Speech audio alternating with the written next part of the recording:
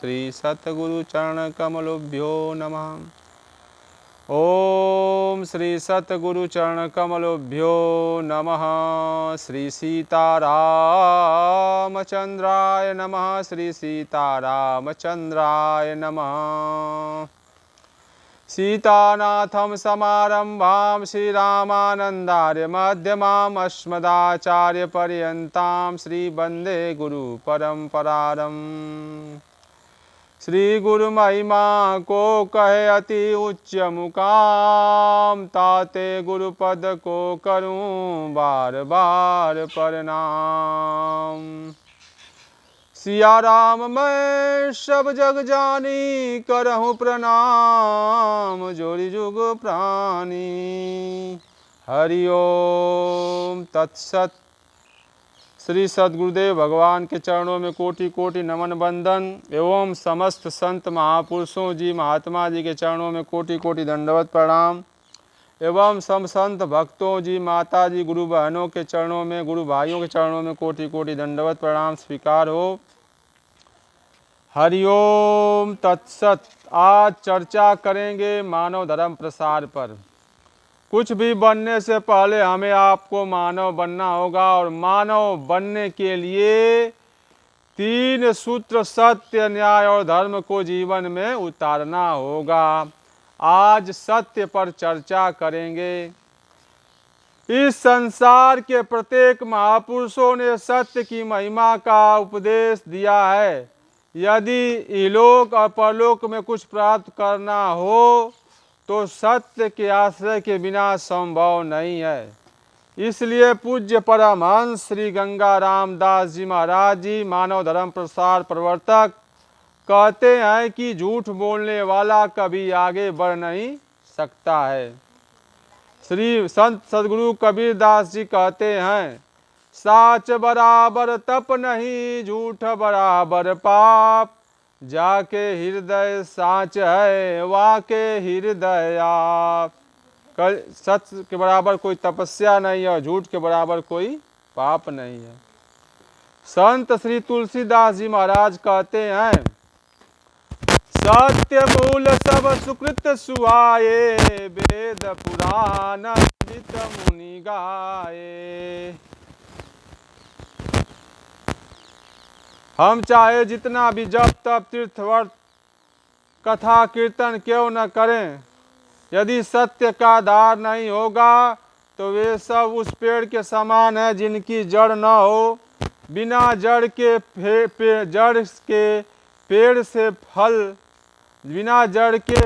फल पाने की आशा व्यर्थ है।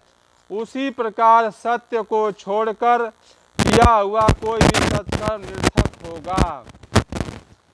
सत्य के साथ शील एक अनिवार्य गुण है। हम लोग जलेबी बनाने के लिए शुद्ध देसी घी में बढ़िया मैदा के आटे को भिगोकर जलेबी बनावें और बिना चीनी के से डुबोए ही परोस दें तो कोई स्वाद नहीं होगा। ठीक उसी तरह से हमारा सत्य कितना भी बढ़िया क्यों न हो, यदि उसमें शील का साथ नहीं होगा तो उसका मत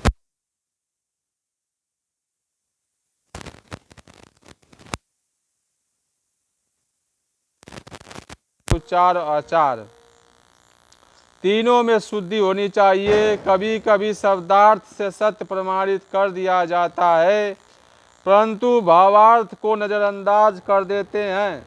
वह पूर्ण सत्य नहीं कहा जा सकता। हमारे आचरण से भी सत्य लक्षित होना चाहिए। आप सही हैं इतना ही पर्याप्त नहीं है, आप समाज के सामने सही दिखें यह भी जरूरी है। आप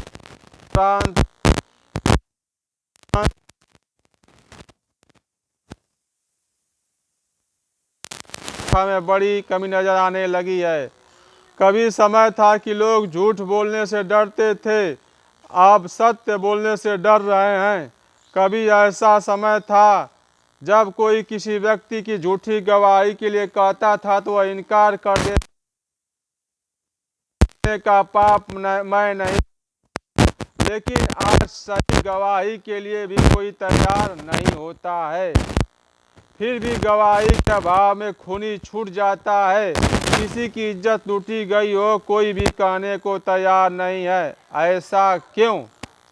लोगों को लगने लगा है कि अब सत्य बोलने का समय नहीं रहा। अगल बगल की घटनाओं का उदाहरण देकर साबित करने का प्रयत्न भी करते हैं कि देखो सही आदमी कितना परेशान हो रहा है। इस विषय में इतना ही कहना है कि आपका सत्य पूर्ण होगा तो वह प्रतीक्षा करवा सकता है, परंतु वह कभी भी पराजित नहीं होगा। शर्त इतनी है कि आपका सत्य निर्मल होना चाहिए। 100% शुद्ध सत्य कभी भी पराजित नहीं किया। आपके पास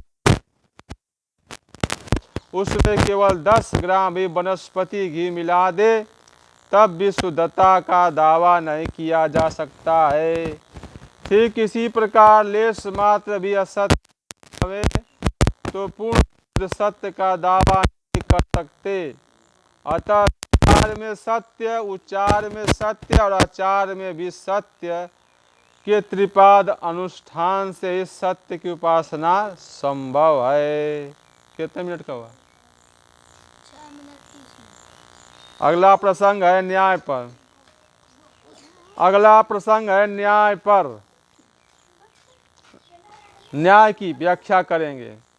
हमारे धर्मशास्त्रों में धर्म की व्याख्या करते हुए कहा गया है कि यत्तो विद्यानि श्रेष्ठ सिद्धि स धर्म, जिसके द्वारा इस जगत में भौतिक रूप से समृद्धि और परलोक में सद्गति की प्राप्ति हो, वही धर्म है। इस जगत में उन्नति में न्याय व्यवस्था सबसे महत्वपूर्ण कारक है। यही न्याय व्यवस्था आपके परलोक साधन में भी सहायक है। ध्यान रहे, हमारा ऋषि कहता है कि धर्म वही है जो लोक और परलोक को एक साथ साध्य बना दे। हमारे कथा कीर्तन साधन भजन व्रत पूजा इत्यादि करने में परलोक का आकर्षण काम करता है। कभी कभी तो शास्त्रों की ऐसी व्याख्या सुनाई जाती है जो हमारे अंदर जीवन के प्रति अरुचि उत्पन्न कर दे। बड़े दुख के साथ कहना पड़ता है कि जगत की नश्वरता का उपदेश देने वाले बड़ी मठों में चांदी के खड़ाऊ और छत्र के साथ वैभवी जीवन वाले दिखाई देते हैं। धर्म में इस जगत की उन्नति को भी स्थान दिया गया है और वह न्याय से ही संभव है। न्याय के स्थापन से आप अपना परलोक